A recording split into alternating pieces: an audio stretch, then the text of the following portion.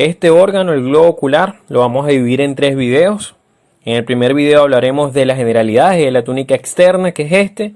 En el segundo video hablaremos de la túnica media, túnica interna, y en el tercer video hablaremos de los medios de refracción. Aparte de eso, creé 2 videos más que no son parte del globo ocular, sino de las estructuras externas, como lo son un video de músculos extraoculares, que son los músculos que mueven el globo ocular, y un quinto video que sería el video de aparato lagrimal. Pero en sí de globo ocular van a ser 3 videos nada más. Entonces vamos a comenzar rápidamente dando un bosquejo de cuáles son las capas del globo ocular. Vamos a hablar de 3 grupos de capas o de 3 capas del globo ocular.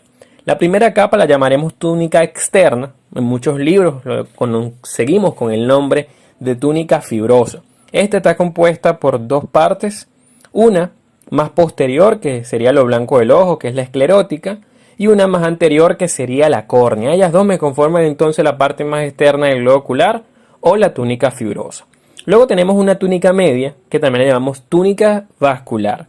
Esta túnica media está compuesta por 3 partes.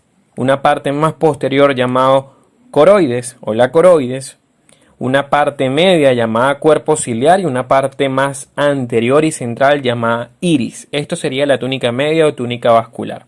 Y por último tendríamos la túnica interna, también llamada túnica nerviosa, que está compuesto por una gran estructura que es la retina. Entonces esto más o menos es la configuración del ojo, cortado más o menos en un plano horizontal. Como les expliqué, el primer video consistirá primero en hablar de las generalidades del ojo, luego de la túnica externa. En el segundo video de globo ocular hablaremos de la túnica media, la túnica interna, y en el tercer video de las estructuras que están aquí que no son parte de las túnicas, que serían las cámaras, el humor acuoso, cuerpo vítreo, esos medios de refracción ocular del propio cristalino. Entonces comencemos primero hablando de las generalidades del ojo. Entonces el globo ocular, este sería una visión superior, esta sería una visión lateral, está alojado dentro de la órbita ósea. También en mi canal, hace ya algunos meses subí un video de órbita ósea, cuáles son los huesos que lo componen, cuáles son sus límites, sus componentes. Pueden encontrarlo y tienen que verlo incluso antes de esto para que puedan entender bien el posicionamiento del ojo. Entonces, es un órgano relativamente circular, no tan pesado, pesa de 7 a 7,5 gramos cada uno. Su diámetro anteroposterior es más largo que el diámetro transverso porque mide 2,5 centímetros, es decir, 25 milímetros. Su diámetro transverso, que es más corto que el anterior, como les dije, más o menos mide entre 23 y 24 centímetros, en promedio de 23,5 milímetros. 23 centímetros no, 23 a 24 milímetros, en promedio 23,5 milímetros. Imagínense, centímetros sería muy grande. Ahora, su diámetro vertical, que sería su diámetro menor, aproximadamente es 23 milímetros. Entonces fíjense que no es una esfera perfecta, sino que hay no concordancia en alguno de sus diámetros, pero más o menos tiene una forma de esfera. De hecho, se dice que tiene 5 partes posteriores de una gran esfera y su primera sexta parte anterior es otra esfera dentro de la esfera, para ponérselo más fácil.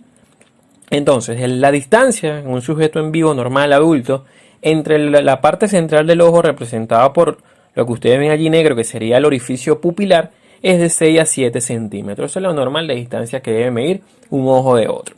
Ahora vamos a hablar de la topografía ocular en sí. El ojo, que algunos autores consideran que no es más que la prolongación del sistema nervioso central, va a tener 2 polos o puntas. Un polo anterior, representado por la parte más anterior del ojo, que es la córnea, punto central de la córnea, y un polo posterior, que sería la parte más central y posterior de la esclerótica. ¿Ok? Esos serían los 2 polos del ojo. Luego tendríamos lo que es el ecuador. ¿Qué es el ecuador? El ecuador es un diámetro que corta el ojo en 2 mitades, en una mitad anterior y una mitad posterior, de manera que va a estar equidistante a la misma distancia del polo anterior y el polo posterior, y siempre va a estar representada entonces en un plano frontal. Recuerden que estamos viendo el ojo en una visión superior. Luego tendríamos los hemisferios. Los hemisferios son las mitades que me quedan en relación al ecuador. La que me quede por delante del ecuador sería el hemisferio anterior y la que me quede por detrás del ecuador sería el hemisferio posterior. Un término muy importante es el término de meridiano. ¿Qué es el meridiano o qué es un corte meridional? El meridiano es aquel corte que es va en sentido que toca el polo anterior y el polo posterior, es decir, va a cortar el ojo en dos mitades. ¿Qué es lo que pasa? El meridiano no es que el corte va a pasar por el medio, no. El meridiano puede hacer el corte cientos, miles de cortes en el ojo, siempre y cuando toque el polo anterior y toque el polo posterior. Ahora, dos meridianos que sean opuestos, como usted ve este y como puede ver aquí, va a dividir el ojo en dos mitades. Entonces, el meridiano o el corte meridional puede ser un corte vertical, puede ser un corte oblicuo o incluso puede ser un corte vertical. Son todos los cortes que yo le puedo hacer al ojo que toque siempre el polo anterior y que toque siempre el polo posterior. Ahora vamos a pasar a la anatomía en sí del ojo. Pero antes, no se vayan a despegar del video y seguimos.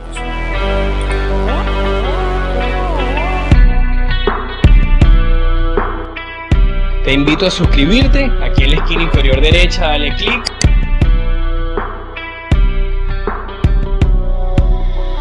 Y no olvides darle like al video. Entonces les recuerdo que la túnica externa estaba conformada, también llamada túnica fibrosa, por dos estructuras. Anteriormente este cristalito llamado córnea y posteriormente por lo que es la esclerótica. Vamos a empezar a describir primero la anatomía de la córnea. Entonces la córnea es un lente anterior, es quien prolonga el ojo hacia anterior, es quien hace que el diámetro antero-posterior sea más largo que el diámetro transverso. Es más o menos una semiesfera que forma la primera sexta parte anterior del ojo, lo que les decía al principio, mientras que las quintas sextas partes posteriores la forman la esclerótica. Entonces esta córnea lo primero que tienen que saber es que es un tejido vascular, por eso es que está tan fácil de trasplantar una córnea. Bueno, fácil por decirlo de alguna manera, que no es tan complicado conseguir el donante, me refiero. Ella va a estar en contacto con dos estructuras de acuerdo a las circunstancias. Puede estar en contacto con la atmósfera directamente, protegiendo el contenido interno del ojo, pero también cuando nosotros tenemos los párpados cerrados está en contacto con la cara posterior del párpado superior. Entonces transversalmente es un poco más ancha, mide 12 milímetros, mientras que verticalmente mide 11 milímetros aproximadamente, de manera que no es un cilindro perfecto, no es un círculo perfecto, sino que es más largo en sentido transversal. Ahora, en grosor el centro es mucho menos grueso, el centro mide 0,5 a 0,8 milímetros, mientras que periféricamente, este es un corte transversal del ojo, una visión superior del mismo de hecho, es un poco más ancho, mide aproximadamente un milímetro de ancho en la periferia, cerca de donde se une entonces la córnea con la esclerótica. Ahora, existe la unión entre la córnea y la esclerótica, eso lo vamos a denominar externamente el limbo esclerocorneal. En ese mismo lugar nosotros podemos ver que la conjuntiva, que es una capa de tejido que me cubre la cara anterior de la córnea, junto con el párpado, o sea, una membrana protectora, esta conjuntiva va a estar adosada también a lo que es la córnea y a lo que es la esclerótica en una zona llamada limbo esclerocorneal. Este es el lugar donde ustedes vean que se comunica la esclerótica con la córnea. Algo importante es el biselamiento, es el corte oblicuo que tiene la córnea a expensas de su cara más anterior. Esto explica por qué entonces se dice que la esclerótica tapa en un principio lo que es la cara anterior de la córnea, porque vean que como está biselada, que no es un corte totalmente recto, hace que la esclerótica esté justapuesta en anterior por delante de lo que es la córnea. Ahora, en esta misma unión entre lo que es la esclerótica y la córnea, es la unión esclerocorneal, limbo es la parte anterior, en sí todo esto se llama unión, vamos a encontrar una estructura llamada retículo trabecular, que es una red de fibras que se ve mucho mejor cuando es una vista histológica, una vista microscópica. Ahora, existe un ángulo entre el iris y la córnea. Ese ángulo recibe el nombre de ángulo iridio-corneal, iridio de iris y corneal de córnea. Ese ángulo es muy importante porque ese es el lugar donde se reabsorbe el humor acuoso. Lo vamos a ver ahorita un poquitico más cercano para que entiendan cómo ocurre la magia a nivel de ese ángulo iridio-corneal. Ahora, en este corte histológico, para ubicarlos, esta sería la esclerótica, esto sería la córnea, esto es el iris y esto es el cristalino. Vamos a hablar ahora entonces de las capas que tiene la córnea. Una capa más anterior, que es el denominado epitelio anterior. Luego tiene una membrana limitante posterior o lámina limitante anterior, que sería la lámina basal de ese epitelio. Esta membrana limitante anterior también la llamamos membrana elástica anterior. Luego tiene lo que es la sustancia propia. Por detrás de la sustancia propia encontramos la membrana limitante posterior, que también es llamada membrana de Descemet.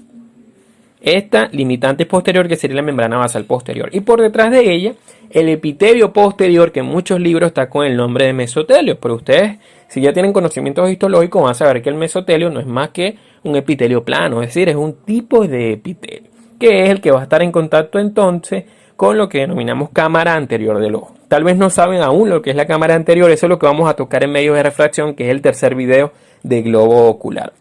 Vamos a pasar entonces rápidamente a la esclerótica, que es lo que coloquialmente conocemos como lo blanco del ojo. Es decir, es la parte que forma la túnica fibrosa externa junto con la córnea, pero que se encuentra posterior. Es quien forma las quintas sextas partes posteriores del globo ocular. Esta esclerótica varía en espesor de acuerdo a su localización anteriormente. Mide aproximadamente 1 milímetro de espesor. En la parte media se estrecha bastante, mide 0.4, y en la parte posterior, lo dije al revés, en la parte posterior es la más gruesa, es la de 1 milímetro, la media de 0.4 y la anterior es la que es de 0.6. Entonces más gruesa de posterior, se estrecha en la región media y se vuelve a hacer ligeramente más gruesa en la anterior, pero nunca tan gruesa como en la parte posterior. Ahora, el radio, que aquí se lo dibujé como que si fuese un diámetro, es aproximadamente de 11 a 12 milímetros, es decir, del centro a la periferia. Cuando uno de los dos radios es que forma este diámetro, que sería el diámetro transverso del ojo, que es entre 23 y 24 centímetros aproximadamente. Entonces ya saben que aquí le dibujé diámetro, pero realmente me refería del centro a la periferia, lo que es el radio de 11 a 12 milímetros. Ahora, superficialmente a lo que es la esclerótica, que sería esto que ven aquí en blanco, hay un espacio, que ese es el espacio episcleral.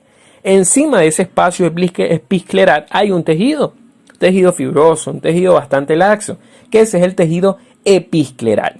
Por fuera del tejido episcleral es que encontramos la aponeurosis vulvar. Entonces el orden es esclera, que es la esclerótica, tejido episcleral y después la aponeurosis vulvar. Es importante saber que esta aponeurosis vulvar es penetrada por los músculos del ojo, que son los músculos extraoculares que vamos a ver en el video que le dije más adelante. Estos músculos extraoculares se insertan a nivel de lo que es la esclerótica, por ende tienen que perforar la aponeurosis vulvar y tienen que atravesar a lo que es el tejido episcleral con el espacio episcleral para poder llegar a lo que es la esclerótica del ojo.